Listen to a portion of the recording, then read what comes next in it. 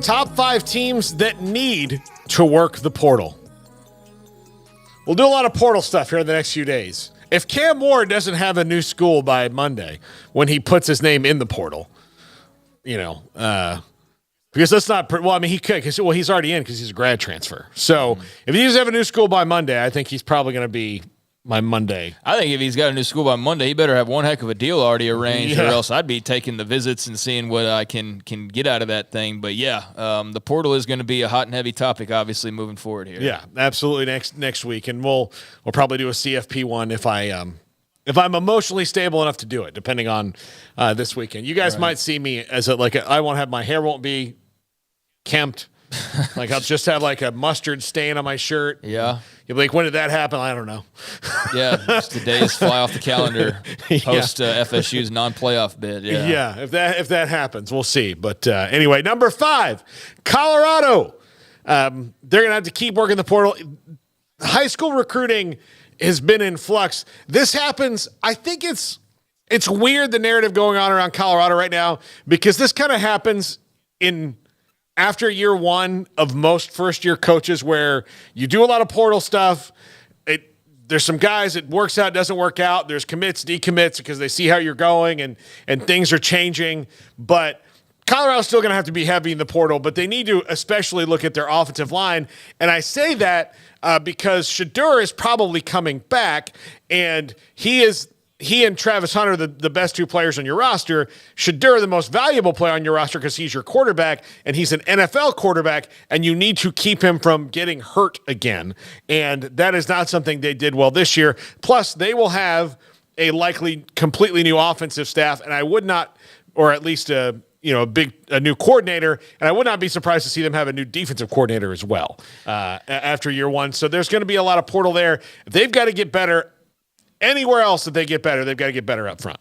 Yeah, and I want to go back for just 1 second to the Oklahoma-Texas thing, because I do want to clarify for later comments. I get it. If you're an Oklahoma fan, you're also, if you're not rooting for Texas, you're then therefore seeing Oklahoma State win a Big 12 championship. So it is a bit of a debacle that they have in front of them as fandoms. But I do get that side of it, and that's why you might lean Texas, as you don't want to see the Pokes win a Big 12 championship on the way out and let the Big 12 get the last laugh. But it's just strange to see the friendship or the alliance that's developed over the last year. It's been going on for a while now. So to Colorado, it's been interesting to see the kind of negative I guess vibes out there right now. You got an article I read the other day talking to some former players about their exit. And it kind of feels like people are getting their receipts on Dion right now, doesn't it? Like so all that talk in the beginning of the season, that whole first month, and everybody's Dion this and Dion that, Coach Prime this, Coach Prime that, and now you look up and they're not even making a bowl game after that terrific start. A lot of people really enjoying that. They hit the portal as heavy as anybody last year, and it worked to mixed results, but I mean, they obviously need some major help up front for Shedeur. That's first things first, which I guess you've got to sort out your coaching staff as well. But, yeah, I'd imagine they'll be deep in the portal again. You just wonder, to what degree are they going to get in the NIL game? Because I think last year you're able to play off. It's Deion Sanders. Like, come play here. It's Deion Sanders. But I think now with the way the season went, it's like, and you guys are saying you're not going to just throw bags at everybody, because I think people thought that's what they would do. I think also part of him saying that is them saying, like, hey, look, we've got a lot of money for you, but you got to, like, we need to spread it out. Yeah, let's make sure the bravado matches the budget. Right, yeah. And so I think that's got maybe people being a little bit more, cautious as far as just fully just jumping onto the Colorado train here. But, yeah, I mean, they'll be heavy in there. They're going to have to be very, interested to see what Deion's plans are for this offseason, because it was such a taboo thing last year, and we saw how it worked out. So now, does he go to the well once again? What kind of changes and approach does he make? Who does he hire?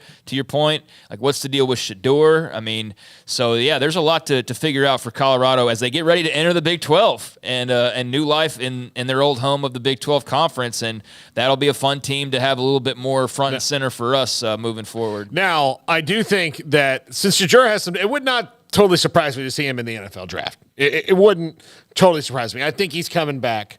But I do think that there is, given especially that he got injured, if they're not trending in the direction in the next couple of weeks of him to get those offensive linemen, then maybe he does go. Yeah, I don't know. Maybe Yeah, so. I mean, I do think he has a future in the NFL. I think he's definitely got a shot at that, and so that's something that'll be right there, until he, I guess, makes a final decision whenever that day may come. I don't know where he's like positioned. I haven't really looked that deep into it, but he's a top 50 He's player. He's definitely got the talent, out. and so that'll be something to monitor for sure. And then he's a quarterback. So if he's ranked 45th and he's a quarterback, then that really means he's probably about 32nd. Right when it comes to it, probably, because teams will get kind of like nuts about it, and so a team that doesn't, like, say the Raiders who pick 11th don't get their quarterback in the first round, right? So then they'll pick, they might move up because he's still there, and they want to make sure that the team that also didn't get their quarterback, the Vikings, because they're 18th, didn't get their guy. It's a weird situation. Number 4, Baylor. This one, I mean, we can go on about it, but this is also an offensive line and a defensive line to be reshaped by the portal, and probably the wide receiver position, I think, are the ones that need the most. Linebacker, but yeah, there's a lot of things they've got to get done in the portal. Yeah, they're going to have to be very active. They got double-digit guys last year, I think a little over 10, or maybe it was 12 when all was said and done. I think that's probably going to be about the same case here, if not even a little bit higher.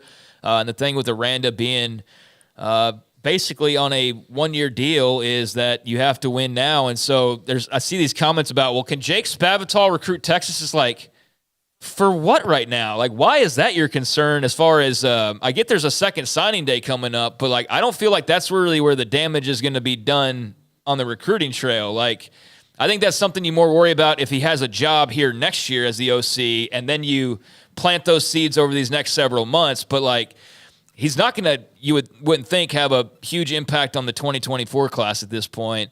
So how are they going to retool the roster? Because you're also not going to bank on a lot of freshmen rolling in here and making a world of difference. So yeah, it's going to have to be in the portal. I mean, that's where they're going to have to get it done, and the development during the springtime as well. But yeah, they've got a lot of places where they need depth. They've got a lot of places where they could use, quite frankly, some starters. And I think that last year was just scratching the surface with the 10 or 12 guys they got. I think it's going to be, like I said a second ago, very similar, if not even a tad more than that this time around. Number 3, Notre Dame. Look, they're going to go get a quarterback. We know that. But their wide receiver room is essentially empty, which means they need to go get some playmakers for said quarterback. They did not really do that for Sam Hartman, and I think it did cost them in the bigger games this year. I don't think there were many wide receivers that would have helped them in that Louisville game. Louisville was fired up to have Notre Dame in their place and beat them, but I think it would have helped them against Ohio State, especially maybe not let that game come down to what it did in that loss. And I think it would have certainly helped them against Clemson when they lost to them as well.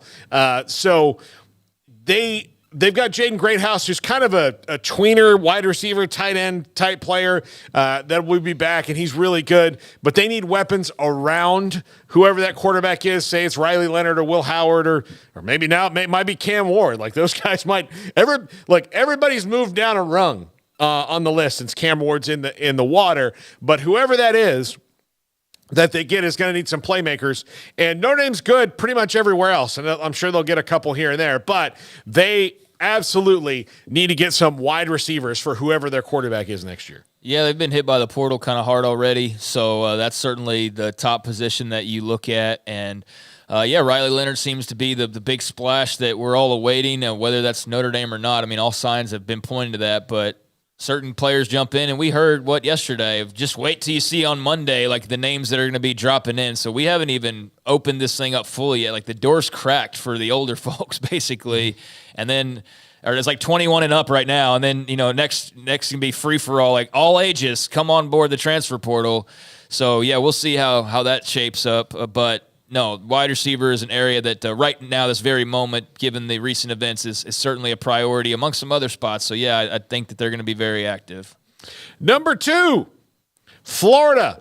Graham Mertz is coming back. That is good news because then they can kind of bring DJ Lagway along slowly. And they've still got him in the fold. He hasn't decommitted. He's been rock solid with the Gators all through this, and the Jaden Rashada thing only kind of made it easier for him. So that's good for them. But they they've got to get better. Everybody needs to get better up front. The Gators, though, do need this is the thing that's shocked me the most about Florida.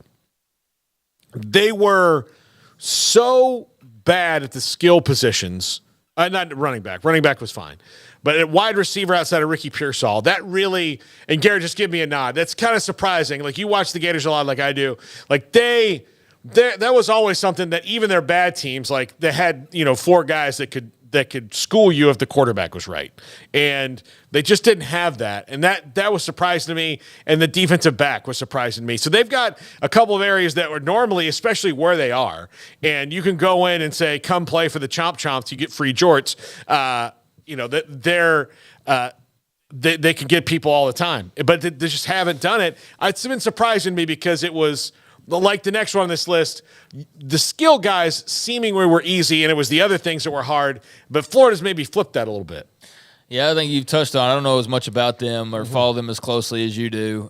But yeah, I mean, Billy Napier's got to do something. It feels like he's, managed okay, but they're kind of at a tipping point of need to see some results. And by the way, Graham Mertz, 20 TDs, 3 INTs this year. So he was efficient. For him, yeah. He was efficient. They've got to get better on that side of the ball, but he was efficient. But yeah, they've got to, he's got to get some guys who can go score. Like that was watching them this year outside of ATN and Montrell Johnson, their running back is pretty good too. But Ricky Pearsall can make every catch, but he's gone. He's an NFL receiver. I think he's going to be one of those guys like Puka Nacua that as a rookie next year is going to really show out. But outside of Ricky Pearsall, they didn't have anybody that was terrifying, and that was surprising to me for the Gators. And number 1, Miami. They got a lot better along the lines this year. Offensive and defensive line were a lot better. Mario Cristobal did a great job with that. Running backs, fine. Wide receivers, okay. But they do need to go get a couple of plus guys. The defense was good, not great, but good enough, and they looked like they're on the upswing. But the biggest thing Miami has to do is get a quarterback. Mario Cristobal is not going to win there until he is consistent there. Maybe it's Emory Williams. He didn't really play that much. The only time we saw him start was almost like 4 quarters against Florida State, and he broke his arm at the end of that game. So is it him or is it a transfer guy? I think it's probably going to be a transfer player, but can they get in on that? Have they done enough to make somebody want to come there that's going to get them over the hump?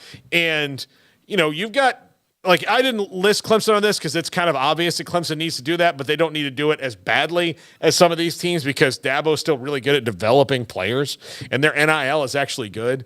That's just not something we hear about. He's good at retaining players. They don't lose a lot, but when they do lose guys, they don't replace them, and that's kind of a weird thing that he's done there. But Miami, they need a quarterback almost as bad as anybody in the country for Mario Cristobal to take that next step. Well, there's a lot of quarterbacks that are going to be in the portal, so they'll have their fair share. And with all that John Ruiz money, oh wait, no, he doesn't. Not is he involved still? I don't know. We haven't heard his name in a long time. I think he's one of those guys. The other NIL money they have. I think one of those guys that'll always be involved. It's just that John Ruiz and his company won't be involved. It'll just be oh, I'm Ed. I'm Ed. Mm-hmm. Yeah, I've got some money for you. That was I don't know. That name just popped in my head for the first time in like a year. So But no, I mean Tyler Van Dyke off to new scenes and a new place, and that leaves a void there for them to go dip on into the portal. And I don't know. You get some of the more vocal participants of a fan base, kind of like I was talking about Oklahoma or Texas. They don't speak for everybody, but a lot of Miami fans that are as braggadocious as ever that feel like, hey, there's a portal, pickup away or a few portal pickups away from being the kings of college football again. So it's the offseason, baby. That means